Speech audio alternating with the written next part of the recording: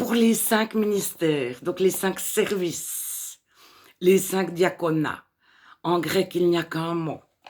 Le verset 12, je vous le lis dans la version second 1910. Donc, il a donné les uns comme apôtres, les autres comme prophètes, les autres comme évangélistes, les autres comme pasteurs et docteurs, pour le perfectionnement des saints, en vue de l'œuvre du ministère et de l'édification du corps de Christ. Que signifie le verset 12?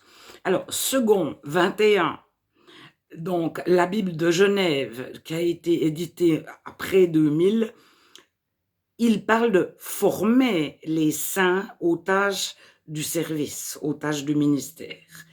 Martin, pour travailler à la perfection des saints. Alors, Sommer, qui est Révision 2000, qui n'est pas une Bible reconnue par beaucoup de personnes, le verset 12, donc d'Éphésiens 4, il a fait don de ces hommes pour que ceux qui appartiennent à Dieu soient rendus aptes à accomplir leur service. Alors, si on le lit dans le plus de Bibles possible, on comprend aussi, en lisant la suite, que les 5 ministères servent pour les nouveaux convertis, pour qu'eux-mêmes, pour que tout le monde serve de l'Église. Ils apprennent, les nouveaux convertis. Personnellement, je n'ai jamais rencontré un nouveau converti qui ne voulait pas évangéliser la moitié de la planète. Il n'existe pas un nouveau converti qui ne souhaite pas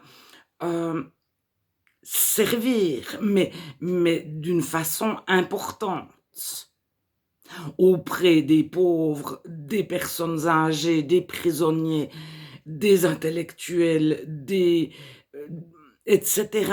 Mais chaque nouveau converti a dans le cœur de servir. Et les 5 ministères servent à ce que les nouveaux convertis soient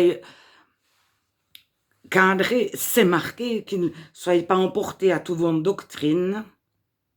Donc, le but, c'est de connaître Jésus, le Fils de Dieu, et de devenir des adultes.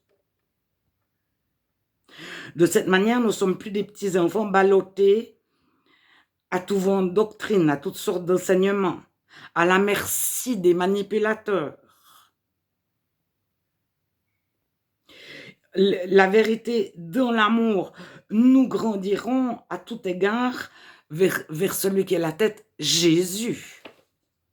Donc Jésus est la tête de l'Église et le service, après il faut définir ce que c'est que le service. Mais alors, est-ce que c'est réservé aux hommes? Au verset 8, je vais le prendre dans une version standard. Au verset 8, en Louis II, c'est pourquoi il est dit, étant monté en haut, il a emmené des captifs et il a fait des dons aux hommes. Alors, en grec, homme, c'est anthropos, c'est aux humains. Donc, juste avant les 5 ministères, Dieu donne des dons aux humains.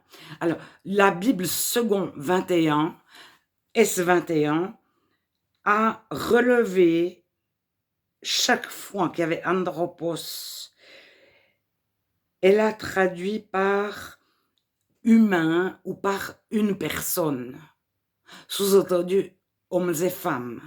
Mais de la plupart des Bibles, humain devient homme. Alors, c'est un verset de l'Ancien Testament. Si on le retrouve dans l'Ancien Testament, c'est les hommes, c'est Adam. Et Adam, c'est aussi humain. C'est les Ish qui sont des hommes. Et Enoch. Mais Adam, en hébreu, signifie humain.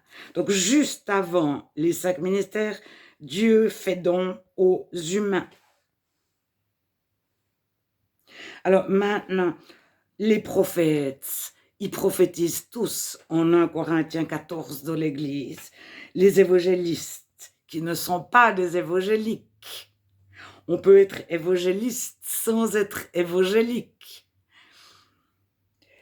Euh, les pasteurs, c'est ceux qui nourrissent, qui soignent, mais de nourriture réelle, autant de poissons et autant de soins médicaux, etc. C'est la parabole du bon samaritain.